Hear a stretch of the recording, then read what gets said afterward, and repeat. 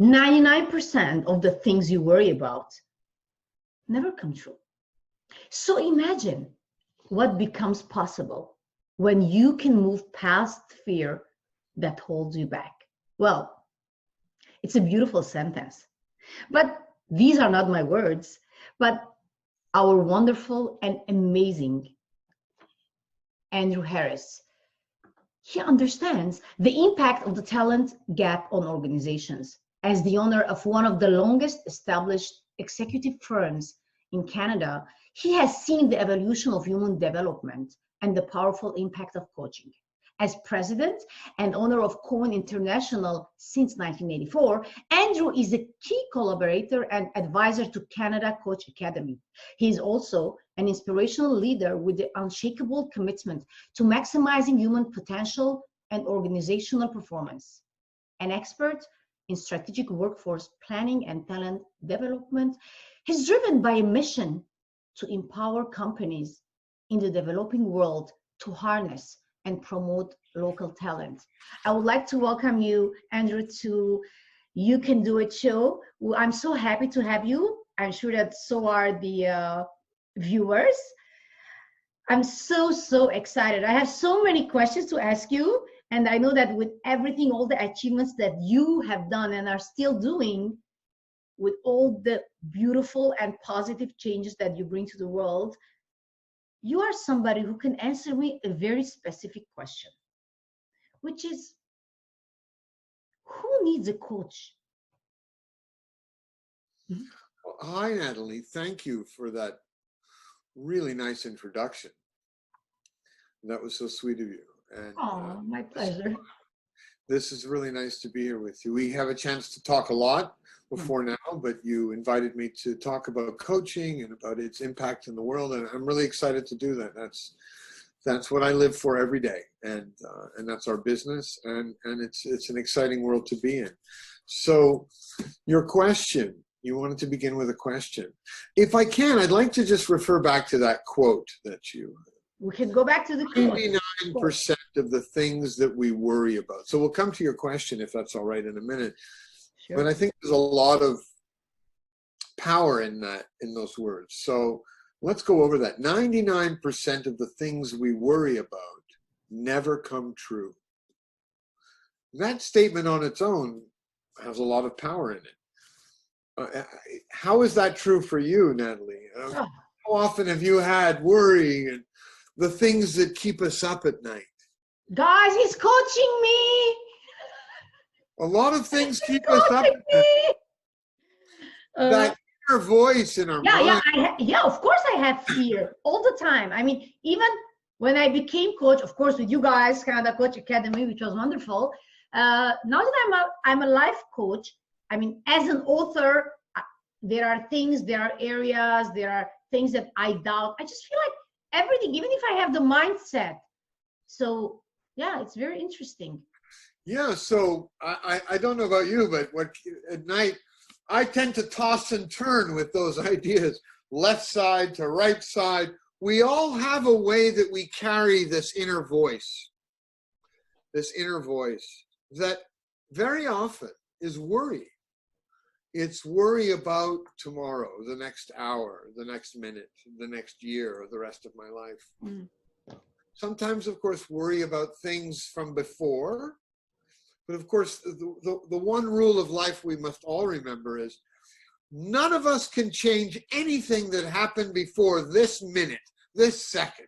Everything is history. So focus of a happy and wholesome life is looking at today, this moment, and tomorrow.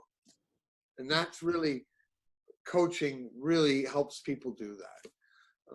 Coaching, a good coach will help people to stay out of the story of yesterday and all those things that cloud our mind. And the baggage, if you will, that we carry from yesterday. It can be a source of learning, a great source of power for learning, but take away the quick learning and let's move into today and tomorrow and what we can do with our lives right now. So that's a good, premise for coaching. So this idea that 99% of the things we worry about don't come true, which is very true for many people. There's a lot more power in the worrying than there is in the living of anything. So the next part of that is, well, imagine what's possible. We can get past fear. We open up a whole new space of possibilities. And sorry for the disturbance. So it's okay. We didn't hear anything. Go ahead. So coaching is all about looking at the space that's made available when we push past fear. And coaching makes space to talk about fear as well. Because fear is real. A powerful word that it's the first time I ever hear it, that you say that the inner voice that we have at night. So can we say that because all of us have an inner voice, or most of us listen to the inner voice that we have inside us, so everybody needs a coach, which is like a problem. I think like it's a question mark or a taboo for people nowadays, because when you approach to them and you say, do you need a coach? No, I'm okay, I'm fine. They don't even know. I mean, the concept of coaching is not so well known to everyone. It's like still a closed area, and people have the wrong concept. Why? Well, you know, the word coach is used in many areas. I mean, coach, originally we think of a coach as a sports coach. Yes, like I did before. Absolutely. I mean, coaching has been an element of sports going back in millennia. And the relationship between the coach and the athlete. I mean, a coach of an athlete is present in an athlete's life to help an athlete attain their highest level of performance possible. The coach can never do it for the athlete. Coach can't do it. It's got to come from the athlete, the performance, the drive, the effort. But the coach is there to support that. You know, and that, is there a great athlete in the world who doesn't have a coach? Maybe there's one, but, you know, it would be unlikely. All the great athletes, why? It's an opportunity for them to reach out to someone who really, really cares, is present for that reason. They're not present to watch and observe and applaud and write testimonials. They're there to hold space in such a way that that athlete can find their own pathway to achieve their highest level of performance. And that is what a coach, a life coach or a business coach, an executive coach, organizational coach, this is what coaches do. So really, I see coaching as kind of a unique and special opportunity for people to move forward with their personal and or professional goals. You know, it's an exploring of ideas. It's through dialogue. It's through exactly what we're doing now. But a coach brings a level of confidence, very confidential, and an unbiased approach. There's no bias. And when you have a confidential, trusted, unbiased partner to be your thinking partner, now that's a powerful ally for anybody to have in their life. Unbiased, confidence, everything is safe. Smart, trained, practiced, accredited, certified to engage in this type of conversation, to be the thinking partner for a person, an individual. Andrew, what you're saying, these are very powerful things that everybody can follow and see that they all need coaches. But sometimes we just see a lot of people that they use the word coaching and they have the title, but like they are certainly do not have all the qualities that you're talking about. So people might be confused. They might be like meeting a person who says, I'm a coach, I'm a life coach, I'm, I don't know, music coach, business coach. development coach or changing coach, a revolution, I don't know, I mean, kind of coaches, and they might be shocked. So how do people pass this bad experience, or is it possible, or do you think there should be some kind of rule, so like doctors or therapists or psychologists or anybody who plays a role in others' life to be knowing how to choose a coach, because it's very hard? Yeah, well, it's a really good question and a very good point that you raised. So let's think of coaching as a helping profession. It's a helping profession. And there are many, many helping professions in the world. Doctors practice a helping profession. Therapists practice a helping profession. Investment advisors practice a helping profession. Physiotherapists. There are many. And another important point is, in those helping professions, within that, in the subcategories, we have advisors, mentors, trainers, teachers. They're very common language. So very often in the helping professions, those people who practice them are called upon for their expert advice. If I'm a therapist and I'm a psychologist and I have a client and my client tells their story and their what ails them and their history and so on, a therapist is expected to harness their education and their knowledge and their experience and offer some advice. People pay for that. They expect it. So there are advisors in everything. Business advisors are everywhere, in every different sector of business.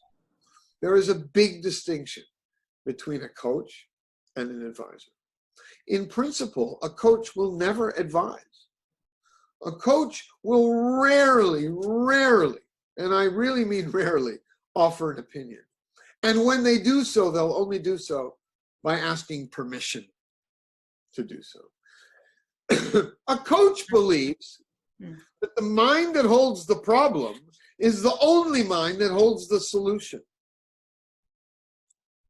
Wow. A coach believes that the mind that holds the problem is the only mind that has the solution. And a coach's job is through dialogue, through questioning, through challenging, through probing, through a really enriched, rich conversation, becoming a thinking partner, can help to open the mind of a coachee to ideas they already possess, a way to harness those ideas, explore them, pick out the powerful pieces, and make goals. Coaching is all about goal setting. The whole purpose of coaching is to help somebody, an individual, achieve goals, period. It's all about moving forward, action, exploring ideas, exploring the barriers to ideas. I may want to become an astronaut in my next career change. It may be something I'm passionate about, but I'm in my mid-40s and maybe there are some barriers to entry. Of course, I'm using a silly example, but I'm using the example because often people seek coaches when they're at times of change in life, personal change, professional change. So when we think of change, and I'm using a career change as an example, we think about barriers. Well, is it realistic? I can have some goals, but through a great coaching conversation, I get a chance to explore how realistic the goal might be. Do you understand? Separating dreams. Yeah, you mean like it's not like only maybe he's dreaming of becoming an astronaut, but then by coaching he might just find out that it's a dream or something very far from reality, and he will find something else in life, right? It's not the goal itself. Right. So he might not be selected for the, again, a silly example, but the idea is simple.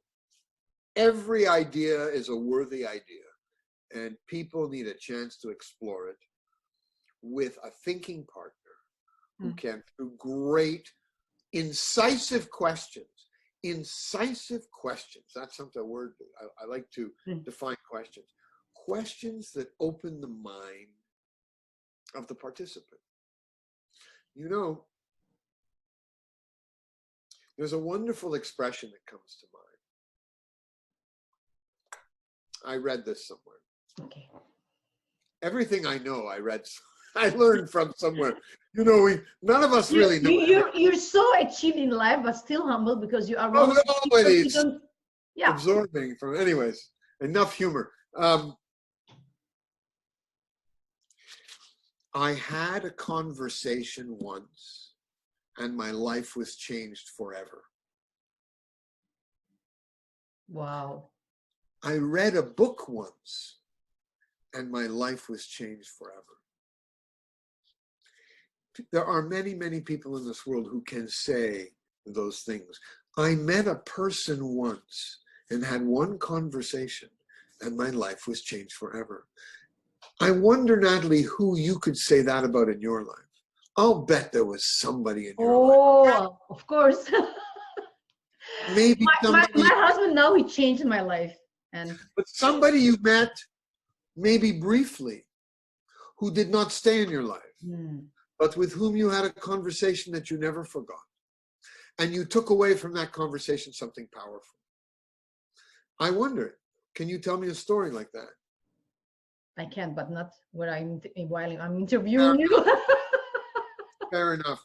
Many people will think I had a teacher once in grade 4. Her name was Mrs. Marsh. I forget her first name. I think it was Pauline. But I can remember her face, grade 4. And grade 4, wow. I don't have a lot of memories from that time. And what memories I have, they're not so good. So, but I remember Mrs. Marsh. She inspired me. She taught history. And I don't recall having any interest in history until grade 4. And then I remember that Mrs. Marsh taught us some English, British history. I remember that Queen Elizabeth I died in 1603, and I remember that from grade 4. And that's an odd fact that has no meaning, but I was inspired in that early in grade 4, only a few classes, I remember, to become curious and interested in history. And all my life, my interest in history has been a very important, enriching part of my life. So in some ways, I'm telling that story to say, I had a teacher once who changed my life forever. But she changed my life in a very brief time. I have no memory of the remainder of the year. I just remember the first month or 6 weeks, something about her. So I believe that coaching conversations, that happens in coaching conversations every day. I think if we could reach out into the world and speak to people who have been coached, hundreds and thousands of them, and ask them for inspiring stories, we'd hear a lot of that. I had a conversation with my coach last week, and I feel like my life was changed forever. They didn't get advice. Nobody told them what to do. Nobody said your ideas are good or bad. They just were really, really interested in you and had the training, the ability, and the heart, the passion to be present for you, to pay attention, and to help you hear yourself and explore yourself through your words. That's what coaches are. It is one of the most powerful experiences I've ever had and I've ever seen happen for anybody. There's a reason why coaching is booming in the world today. And it's becoming professionalized. Very important. Coaching is becoming professionalized. There was a time when people would take a 3-day seminar and a weekend and a training and come away with a diploma and say, I learned how to become a coach, and here's my diploma from some, it was like that for 20 years, 25 years. That's changing fast, and that has been changing for some years. It has to, because we learn so hard at Canada Coach Academy, and we see we saw all everything. I mean, it was amazing being a part of Canada Coach Academy, honestly. Well, I mean, soon coaches won't get hired if they're not certified at a high level. I mean, it's like a doctor. Would you hire a doctor for you who was not an accredited medical professional? Of course not. You need, well, it's the same for a therapist, a professional psychologist. I would want to know the credentials. I expect my psychologist, if I'm going to see one, has a very profound training and practice, and who is, and you know, I'm always looking at the wall. When I go to a professional, I look at the wall to see where their diploma is from. You know, I come from the recruitment world, originally, human resources. When we look at and we evaluate people, we look at not just their education, but where is it from? What's the source and origin of their education to determine the quality of their learning? Very important. The same applies to coaching.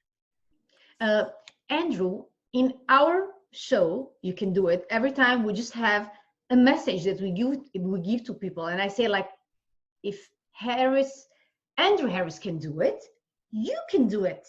So today, what is your message to the audience of You Can Do It through my show? So the message about we can do it, you can do it, you can do it. So what comes to mind as you ask that question is about our coaching question that we ask often. So I talked earlier about a reference to our past, and I used the word baggage. And often people hold on to negative stories or experiences that can impact their decision-making, their self-confidence, it impacts negatively their ability to move forward. They're hanging on. So a failure may be, I failed at something before. You know, if I'm writing my second book, we were talking about book writing. So you told the story, how to follow up success with success, right? But for some people, it's how to follow up failure with success. The old story is I failed. I wrote my first book and I sold 10 copies and only to my brothers and sisters, you know. There are stories like that. And you need to find the courage to. So that's a story that you're holding on to that will, you know, negatively impact. But the important story, the gold, the treasure chest of stories is in our past successes. And we all have some successes in our life, different levels. So when we talk about moving forward, believing in ourselves, I think that belief in ourselves must be grounded and anchored in something tangible, something we can taste. And where we know taste, in our palate and in our bodies, is in our past. These are our experiences alone. We live them uniquely. We know them. So if I'm facing today a very scary tomorrow, something I have to do tomorrow, and I'm insecure, maybe what I need to do is to tap into a moment before, any one of many moments when I had a sleepless night because I was worried about something I had to face the next day. But as we said earlier, 99% of the things that we worry about don't come true. And I think when we all look into our backgrounds, we go, oh, you notice how when we're worried about something and then it happens and we get past it, we look back and say, oh, it wasn't as bad as I thought. Yeah. You know, that's often the case. Oh, here I am now. I'm okay. I'm alive. I can breathe, you know. But one day ago, I wanted to kill myself. I was so worried about how I would face this person, or, you know, it happens for all of us. It's quite funny. And that's the 99% rule. We always, because we're human, and each of us possess this old prehistoric talent to overcome things. We are creatures of overcoming, humans. So, how to have hope and believe in ourselves? Look back. Anything. Grab hold of anything. Oh, when was my last success? When was my last great conversation? When did I last feel really good about myself? What was the thing I'm most proud about in the last 24 hours? Even one thing. You know what I'm most proud about in the last 24 hours? Okay, 36 hours. This is real for me. I cleaned the kitchen. Oh, I finally, oh Andrew. you know, I know. I have the children, you know, I live with my children. It's wonderful. They're great. They're wonderful. Maybe not at the kitchen so much, you know. So the kitchen is, I mean, they help. I cannot criticize. But when I work on the kitchen, you know, I never quite finish it completely. Always the pots to finish or the you know. And the other day I said, and you know what, for me, before I finished, it was like I didn't want to do it. And it's not so important now. And nobody's coming over. I had every justification, but I'm being very serious. When I finished that kitchen, and to this day, I'm talking about it, 36 hours ago, it was a success for me. It's my own private success. Nobody has to understand. But I know for me, it was a challenge to finish that kitchen. Wow. And so, believe me, I will tap into that. When I'm feeling a bit lazy or I'm feeling like I want to procrastinate, I will say, and I'm reminding myself now by talking about it, it can be that simple, Nataly. That simple. You know, life is an accumulation of small wins. One small win after the other. They've done some wonderful studies on the brain. This is new brain research. Science. Our brains are designed to achieve in small increments, bit by bit. When we put big plans on the table and we don't break it down into small wins, our brains get really confused. We know this from science. They're measuring now. So I'm reinforcing that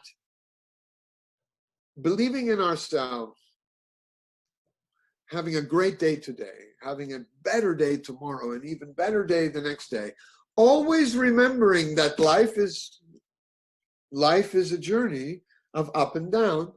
There's no such thing as eternal happiness, I don't believe.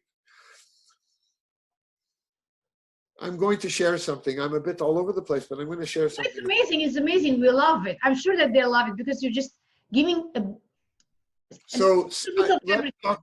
Thank you for that. Thank you for permission. So happiness and sadness. We often use the language, I am happy, I am sad. I am angry, I am afraid. We own feelings this way. I believe that we must change the word am to have. Wow. I have sadness. It means I have sadness right now. But I might not I'm not going to have sadness forever. Yeah. It's sadness now. It's not me. It's something I have that I cannot have. That's good. Yes, it comes and goes. Because there are things in moments when I see a movie and I see children who are injured in a movie. I have a hard time to watch a movie with children who get hurt. And I will cry if I see children. I feel sad in that moment, but I am not sad. I have sadness in the moment. And I use this example because fear is the big one. I am afraid. No, I have fear right now about this thing. And with a coach, we get a chance to explore it. That's what's exciting about coaching. So what does that mean? Coming back to hope, believing in ourselves. Small steps, recognizing what a win is. Got to recognize what's a win. I did the dishes. For me, that's a win. That's a win. It's with all the accomplishments you've done in your life, I mean, that simple thing should be very easy for you. I think many people can recognize, sometimes taking care of the house can be, a challenge. But I'll give you another example. I listened to the story of a man who wanted to, he was a very healthy man, a very, very healthy diet, professional, living, it would appear to be a very accomplished life. But he always had a goal to do push-ups, 100 a day. That was his dream. And he could never get there. He could not even come close. In fact, he struggled, and he was a healthy man. He had other exercises and fitness in his life, but he struggled with the push-ups. And he would, you know, all or nothing. So he would give up. And he realized one day that if he did 2 push-ups a day for a month, it was a win. He had convinced himself that 2 is nothing, means nothing. But his profession actually was in the research into brain science. Wow. At this point. So in the brain science, it was showing in the experiments with people that even 2, we are using push-ups as an example, even 2 push-ups would tell the brain he was successful. So he tried it. And 2 led to 3. Oh my God. 4. It's amazing. You know, it's such an interesting. He's training the brain. Training the brain. Yeah. We have to train our brain. Small wins. Small wins. Nothing big. And we have to trust our brain. Yeah. We were told that at Canada Coach Academy. Small steps. Yeah, they add up, and it's an exponential. It's like a pyramid. It's compounded, and it's science. Wow. So that would be my tap into our past for the successes, our successes. Look for the wins and learn to love small wins. Amazing. Small wins. Do you know, here's one. If I ask you to hold your breath down, and I ask you to prepare, take a few moments. We talk about you're going to hold your breath. And I'm going to ask you, Nataly, to hold your breath for as long as possible. And breath. I'm not going to do it now, but you can practice this on your own. To tell you something interesting. Yeah. So what, and then you're going to begin. So I've given you a chance to prepare. So the statistics show that because you've given it some mindfulness and thoughtfulness, you took some preparation breaths, and because we talked, you probably will hold your breath for a longer period, most likely, than you would otherwise. If I say, okay, quick, hold your breath, okay? Number 1. And then when we are finished, you will look at the time and go, wow, 45 seconds, 60 seconds, you know, you probably will be impressed. If we study your brain and we monitor your brain, at the conclusion of the exercise, in a very micro way, you would see that your brain, and I'm oversimplifying, and it's a very important point, but I'm simplifying for a reason, to get across this idea. We think of our brain as a muscle. Like any muscle in a bicep or anywhere in our body, when we exercise the muscle, it grows. And we feed it with nutrients to help it grow. So, but in principle, we exercise. The brain is the same. The brain, we know today we can train our brain, we can improve our brain, we can rewire our brain. We know this today. This is science. Maybe the most interesting field of study in the world today is neurological science, in my opinion. So every time, even including you holding your breath, let's call it a willpower challenge. Okay, so it's I'm challenging a little bit of willpower. I'm going to push through, do the kitchen, hold my breath, make the phone call that I'm procrastinating. There's that person I should call, and I've been procrastinating because it's not a comfortable call, right? I have to challenge my willpower. I make the call. We always feel better after. Yeah. There's a reason for that. It's chemical in our brain.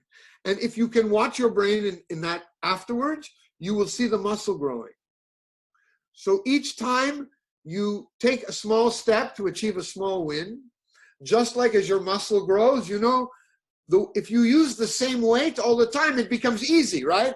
After a month, you have to increase the weight. Same idea with willpower challenges.